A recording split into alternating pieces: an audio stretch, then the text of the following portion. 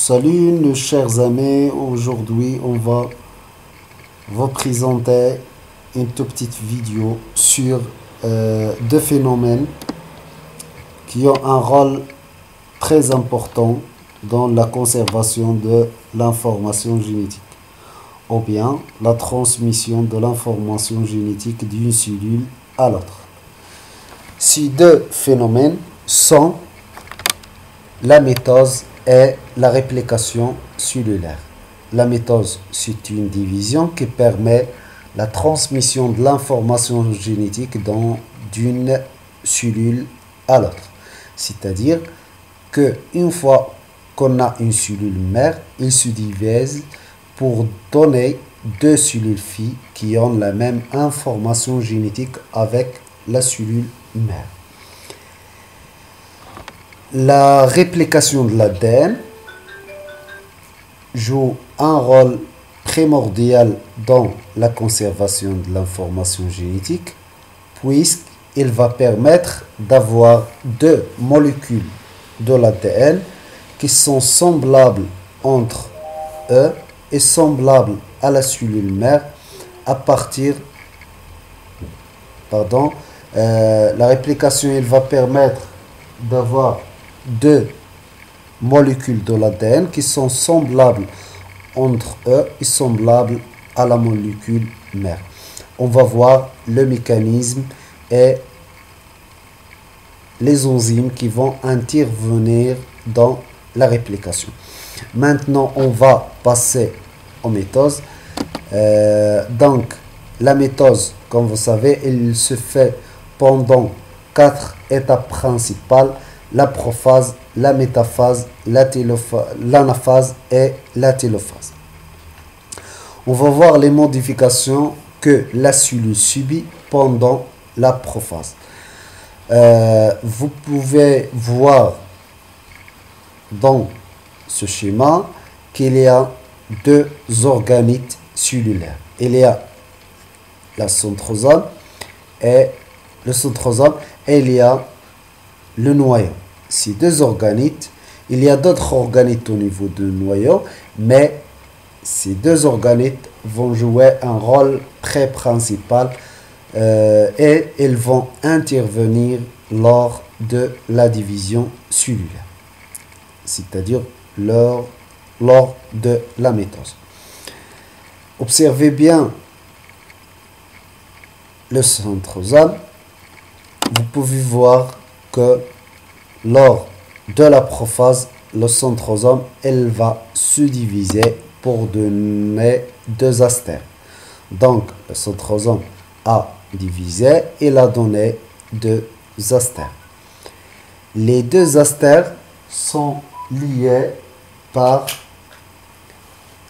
un réseau dimicrotubules qui forme ce qu'on appelle un faisceau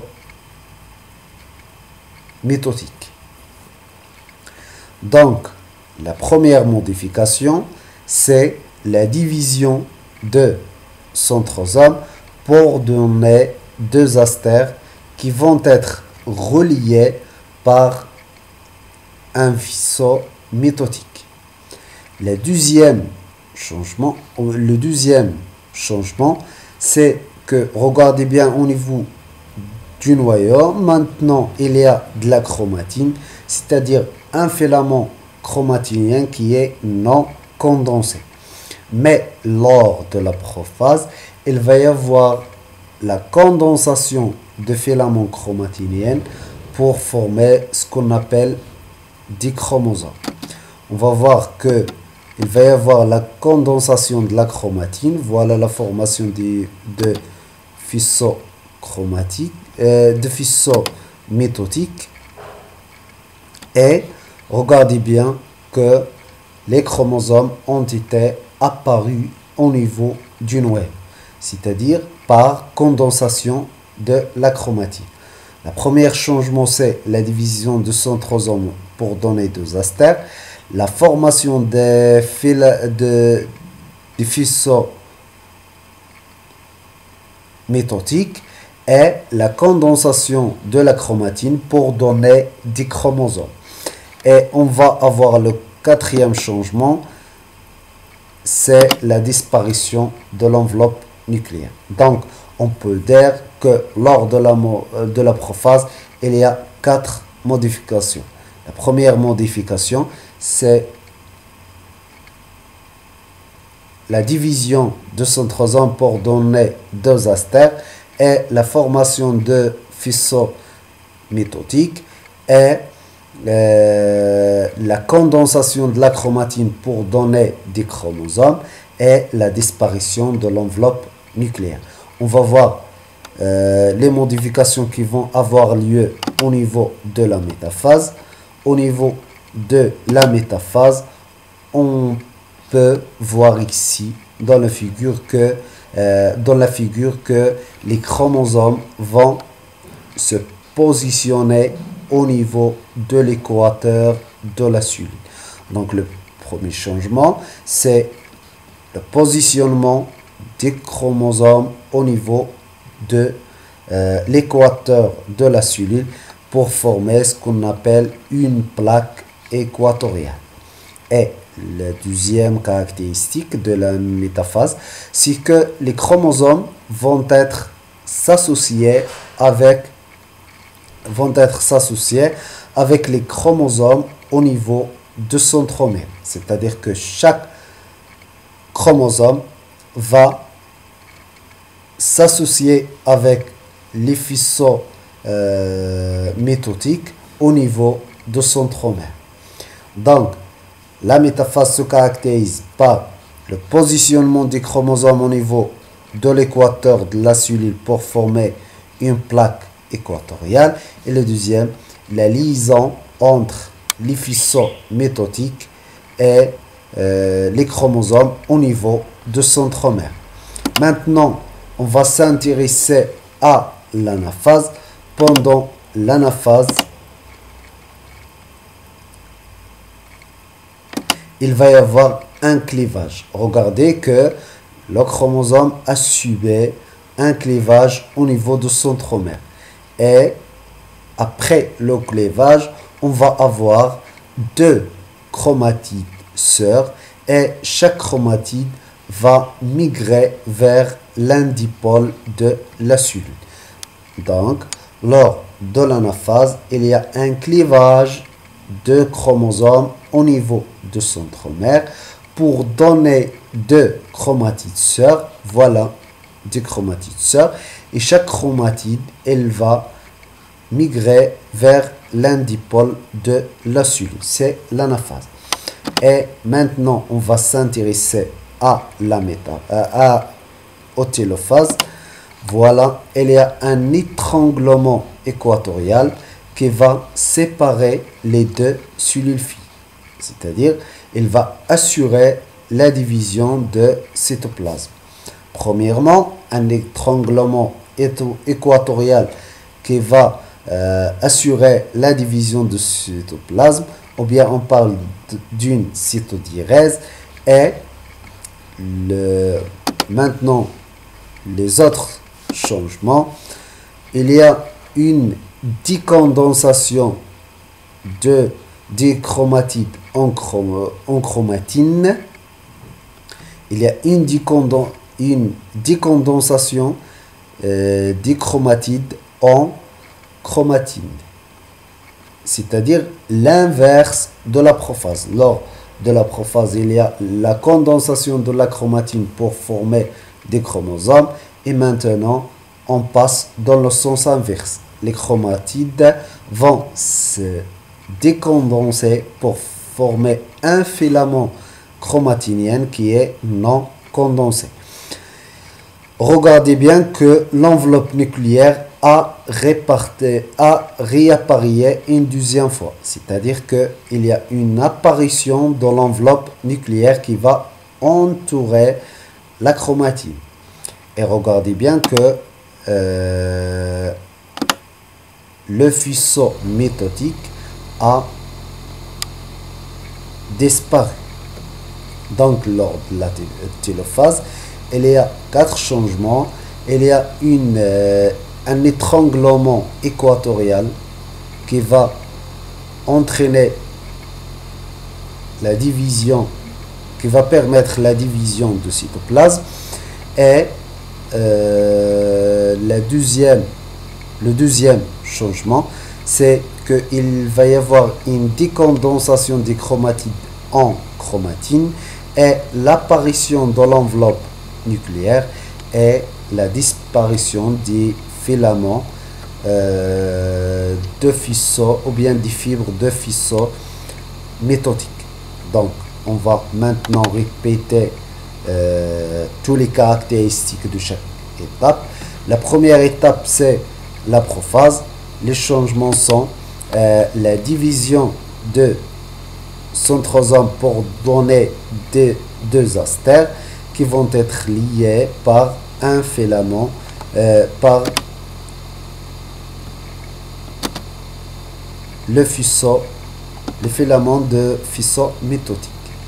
Et la condensation de la chromatine pour former des chromosomes.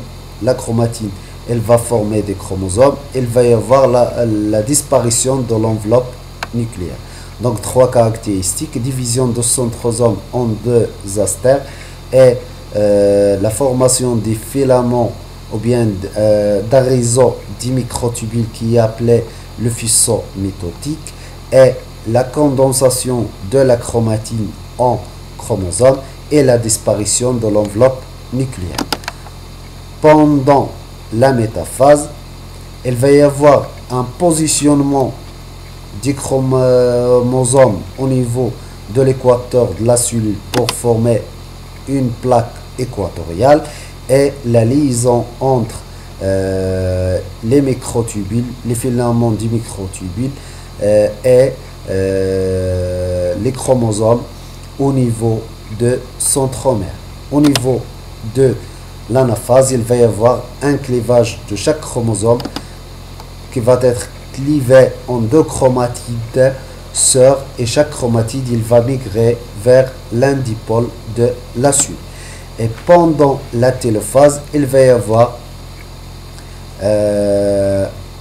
un étranglement équatorial qui va séparer les deux cellules filles, donc une cytodiérèse ou bien division de cytoplasme. Il va y avoir une décondensation des chromatides en chromatine et apparition à nouveau de l'enveloppe nucléaire et la disparition des filaments de faisceaux méthodiques. Et maintenant, on va passer au deuxième phénomène qui joue un rôle où c'est très important, c'est la réplication de l'ADN. Maintenant, on va voir comment ça se passe, la réplication de l'ADN. On va expliquer ça par une vidéo. On va passer directement. D'abord, pourquoi la réplication est nécessaire? Il est nécessaire parce que il se passe d'abord avant chaque méiose, il se passe avant la méiose, et elle va permettre d'avoir deux molécules de l'ADN phi qui sont appelées des molécules phi à partir de la même molécule d'ADN qui est appelée la molécule mère. Donc, lors de la mitose, il va y avoir la division de la séparation des deux molécules phi, et chaque molécule chaque cellule phi il va avoir une coupée ou bien une molécule phi, c'est-à-dire qu'on va conserver l'information génétique. Donc je répète une deuxième fois, la réplication il va permettre d'avoir deux molécules semblables à partir de la molécule mère, et lors de la division cellulaire, ces deux molécules vont se séparer et chaque molécule et chaque cellule va avoir, chaque cellule FIF va avoir une coupée de l'ADN. Maintenant, comment se fait la réplication? D'abord, on dit que la réplication de l'ADN est faite selon un modèle semé conservatrice. Pour ceux qui n'ont pas une idée sur la structure de la molécule d'ADN, je vais poser le lien de la vidéo précédente qui parle sur la structure de la molécule de l'ADN. Vous pouvez le voir dans la description. Maintenant, on va s'intéresser juste à la réplication. C'est la caractéristique. Mais on va donner quelques informations. La molécule de l'ADN est antiparallèle. Les deux brins de l'ADN sont antiparallèles. C'est le premier 3', 5', le deuxième va être l'inverse, 5', 3'. Ils ont une orientation opposée. Et la deuxième, c'est la complémentarité. G s'apparie avec C et A s'apparie avec T. La réplication de l'ADN est faite selon un modèle semé conservatrice. Voilà la molécule mère. Les deux brins vont se séparer et chaque brin, elle va servir comme un modèle pour synthétiser l'autre brin qui va être antiparallèle et complémentaire à l'ancienne brin. Donc voilà le premier brin. Le deuxième brin, on va synthétiser un nouveau brin. Voilà les anciens qui sont en bleu. Et les deux brins nouveaux sont à peu près au noir. Donc, dans chaque cellule phi, dans chaque molécule phi, il y a un brin ancien et un ancien brin et un nouveau brin. C'est-à-dire qu'on garde le demi de la molécule mère. On dit que la réplication de l'ADN se fait selon un mode semé conservatrice. Maintenant, on va parler sur les enzymes qui vont intervenir dans la réplication. Le premier enzyme, c'est la réplication. C'est l'enzyme de l'hélicase.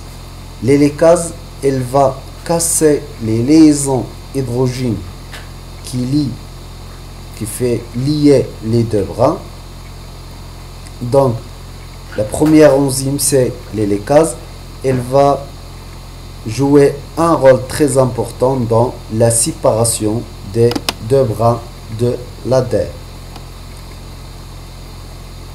Après l'action de la hélicase, il va y avoir l'intervention des protéines qui vont se fixer sur l'ADN et qui vont jouer un rôle très important dans la fixation de la forme monocaténaire. Qu'est-ce que ça veut dire? C'est-à-dire, si on lisse les deux brins de l'ADN comme ça, ils vont réapparaître à nouveau. Ils vont se lier à nouveau. Mais en présence des protéines fixatrices, ces protéines ne vont pas permettre aux deux brins de réapparaître une deuxième fois. C'est-à-dire, ils vont être séparés. On dit que ces protéines jouent un rôle de la fixation de la forme monocaténaire. La troisième enzyme, c'est la prémase. Elle va jouer le rôle de la synthèse des ARN amorces. Pourquoi? Parce que l'enzyme qui va faire la réplication, la majorité de la réplication, c'est la tâche majoritaire, c'est l'ADN polymérase 3. Mais cette enzyme est incapable de débuter à zéro. C'est-à-dire, elle ne peut pas synthétiser un brin. Mais elle peut élanger un morceau. C'est-à-dire, un morceau. C'est-à-dire que le primase, il va synthétiser les morceaux, c'est-à-dire il va débuter, et puis il va y avoir l'intervention de l'ADN polymérase 3 qui va compléter la tâche.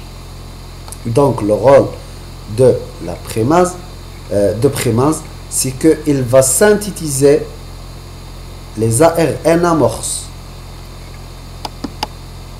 Et puis, il va y avoir l'intervention de l'ADN polymérase. L'ADN polymérase, c'est le 3. Elle a le rôle de polymériser ou bien de lier les nucléotides pour synthétiser le nouveau brin de l'ADN. Mais elle est incapable de travailler dans le sens 3', 5'. Elle travaille toujours dans le sens 5', 3'. C'est-à-dire qu'il ajoute toujours les nouveaux nucléotides à l'extrémité 3' et pas à l'extrémité 5'. Donc, maintenant, il ajoute des nucléotides ici et ainsi de suite. C'est-à-dire que cette extrémité de nouveau brin, c'est 5'. Et cette extrémité où l'ADN polymérase 3 se trouve, c'est l'extrémité 3'. Donc c'est 5' ici, ici c'est 3'. Parce qu'il ajoute toujours les niveaux nucléotides à l'extrémité 3', c'est-à-dire qu'il travaille dans le sens 5', 3'. Et il doit respecter les caractéristiques de l'ADN, la complémentarité et l'antiparallélisme. C'est-à-dire, si on dit que ce brin-là est orienté dans le sens 5' ici et 3' ici, c'est-à-dire que l'ancien brin a une 3' ici et une 5' ici. Parce que on parle d'antiparallélisme, c'est le contraire. Le contraire, chaque brin est orienté dans le sens contraire de premier. Et s'il y a ici un T, il va y avoir un nucléotide en G. Un T, un nucléotide en A. C'est-à-dire que toujours devant l'adenine, il y a thymine. Et devant G, il y a C. Donc, jusqu'à maintenant, on a parlé de 4 protéines. La première enzyme, c'est la hélicase. Elle va jouer le rôle de la séparation des deux brins en agissant sur les liaisons hydrogènes qui ont le rôle de lier les deux brins. La deuxième enzyme, le deuxième protéine, ce sont les protéines fixatrices. Elles vont jouer le rôle de la fixation de la forme monocaténaire. C'est-à-dire, ils vont se fixer sur les brins de l'ADN et elles vont empêcher les deux brins de se lier à nouveau. Et le troisième, c'est la primase et elle va synthétiser les ARN amorces puisque l'ADN elle est incapable de débuter la réplication, mais elle est capable de faire élanger, terminer le travail après le primase. C'est-à-dire, elle doit avoir un fragment pour faire allonger ce fragment en polymérisant des nucléotides. Donc, après la synthèse des ARN amorces par le primase. L'ADN polymérase 3, elle va intervenir pour compléter le travail. Elle va polymériser les nouveaux nucléotides pour synthétiser le nouveau brin. Mais elle doit respecter la règle de l'antiparallélisme et la règle de complémentarité. Mais elle est incapable de travailler dans le sens 3', 5', mais elle est capable de travailler dans le sens 5', 3'. C'est-à-dire qu'il ajoute toujours à l'extrémité 3'. C'est-à-dire là, il y a 5', là-haut, il y a la RN amorce, il y a où il y a, et là, il y a 3', et elle va commencer à polymériser les nucléotides dans le sens de réplication, parce que la réplication se fait dans ce sens, et donc il va travailler dans le même sens. 5', il va terminer, il va ajouter les niveaux nucléotides en 3', et ainsi de suite.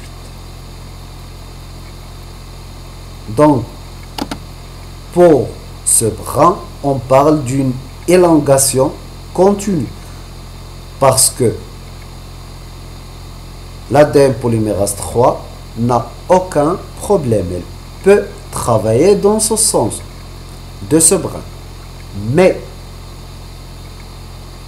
pour le brin complémentaire, pour l'autre brin, c'est le contraire. Il va travailler dans le sens contraire de la réplication. C'est-à-dire, la réplication se fait dans ce sens, et lui, il va travailler dans le sens inverse. La réplication se fait dans ce sens, et l'ADN polymérase 3 travaille dans ce sens.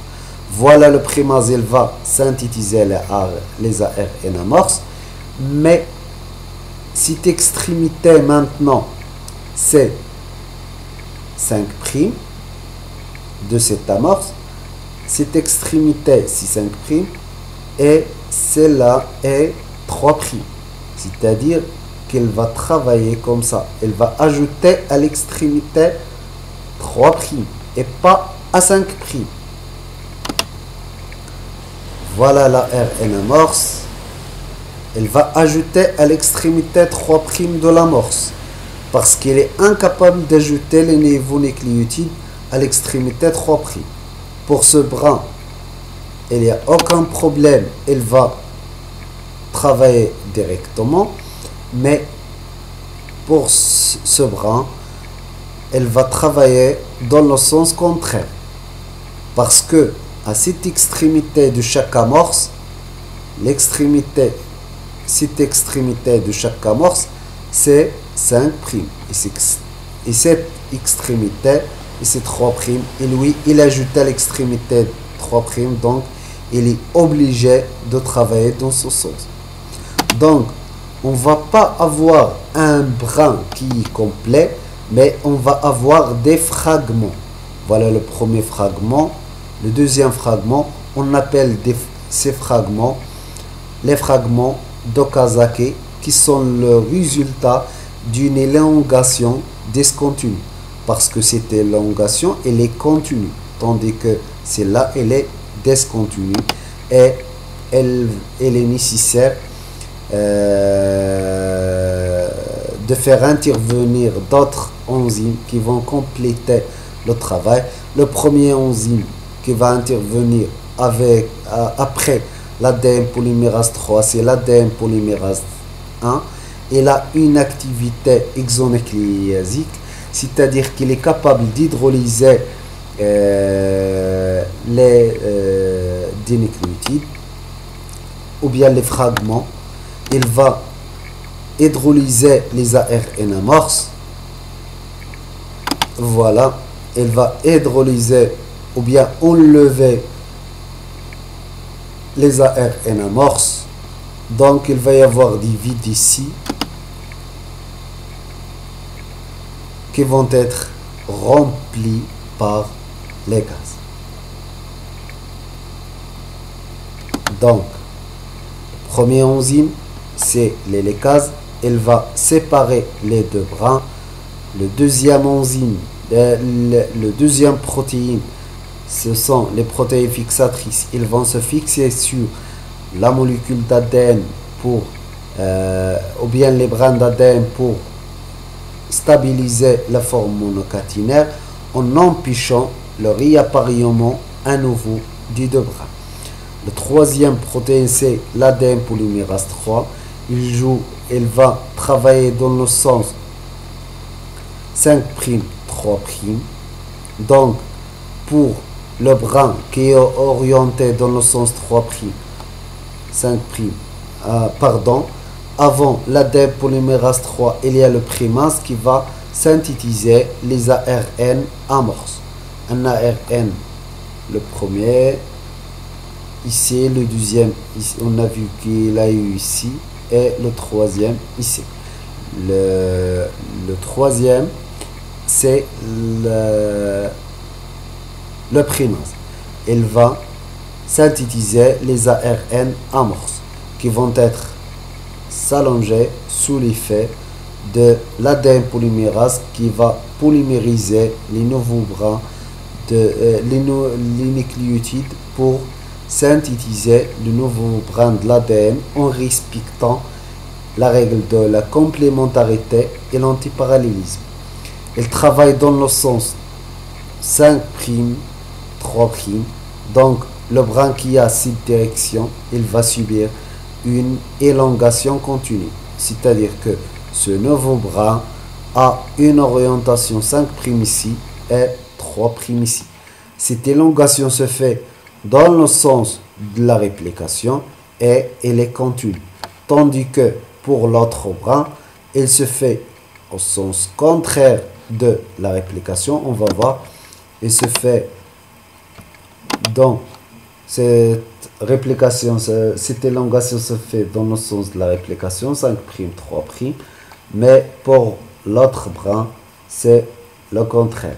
Il va se faire dans le sens contraire de l'application par l'ADN polymérase 3 parce qu'il est incapable de travailler dans le sens 3', 5', mais seulement dans le sens 5', 3'. Elle est discontinue, donc on va obtenir des fragments d'Okazaki. Le troisième enzyme, ou bien le quatrième, c'est l'ADN polymérase 1 qui va enlever les fragments d'Okazaki, et les fragments d'Okazaki, ils vont être soudés par les gaz, et comme ça, on va finir la réplication. C'est comme ça la réplication est faite. On vous remercie pour votre attention. N'oubliez pas de faire j'aime et de partager notre vidéo et même de s'abonner à notre chaîne. On va discuter d'autres phénomènes qui jouent un rôle très important dans l'expression de l'information génétique. Dans la vidéo prochaine, on va parler de la transcription et on va parler aussi sur la traduction. Et merci pour votre attention et au revoir.